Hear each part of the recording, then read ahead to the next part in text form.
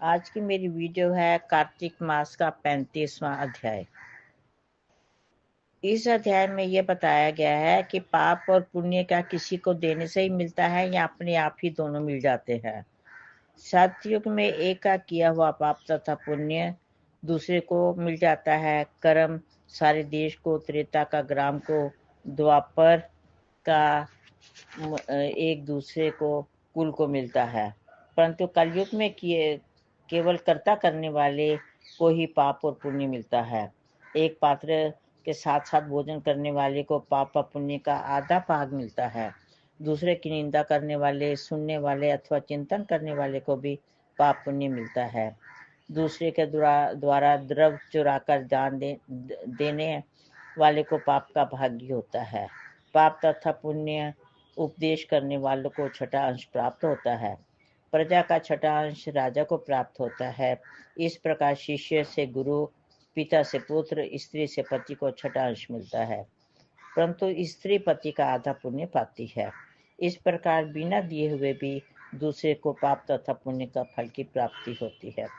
इस संबंध में एक इतिहास है कि एक उज्जैनी नामक नगरी में धनेश्वर नाम का एक व्यक्ति था जो बहुत ही जुआरी था, वैश्यगामी था और वो अत्यंत पापी ब्राह्मण था।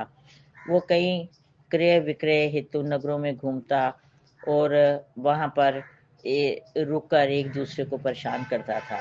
नर्मदा नदी के तट पर जब तप करने वाले ब्राह्मणों को देखा तो उन्होंने पूर्णिमा को गौ ब्राह्मण का पूजन तथा सायंकाल शिव जी का दीपदान महोत्सव भी देखा, मगर उसी रात्रि को उसे एक सर्प ने काट लिया। तब कुछ मनुष्यों ने उसके मुख में तुलसी दल तथा नर्मदा का जल डाला। इसके पश्चात उसकी मृत्यु हो गई और यमदूत उसे मारते पीटते हुए यमराज के पास ले गए।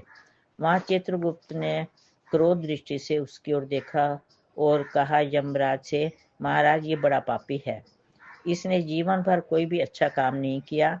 यमराज ने आज्ञा दी कि इसको खोलते हुए तेल के कड़ाव में डाल दो और इसको कुंभी के नरक में फेंक दो।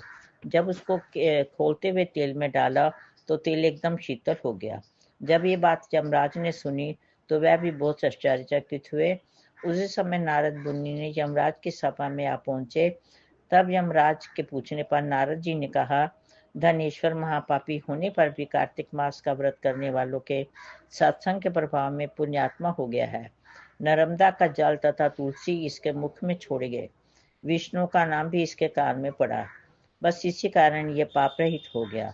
इतना कहकर नारद जी ब्रह्मलोक को चले गए और वो धनेश्वर कुबेर अनुगामी धन यज्ञ हुआ, जिसके नाम से अयोध्या नगरी में भगवान गदाधर का नाम तीर्थ विख्यात हुआ। सूत जी कहते हैं, इस प्रकार किसी इच्छा से किया गया पाप गीला तथा कामना रहित पाप सूखा कहा जाता है।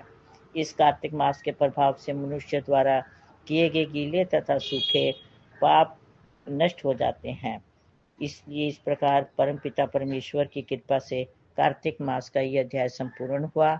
मनुष्य कार्तिक मास में अच्छे कर्म करे, भगवान का जितना हो सके नाम ले, धन पुण्य का जितना हो सके करे। इसलिए हमेशा प्रभु का नाम हमारे कर्मों में ऐड होता है। जय जय श्री राधे कृष्णा, हर हर श्री गंगे माँ।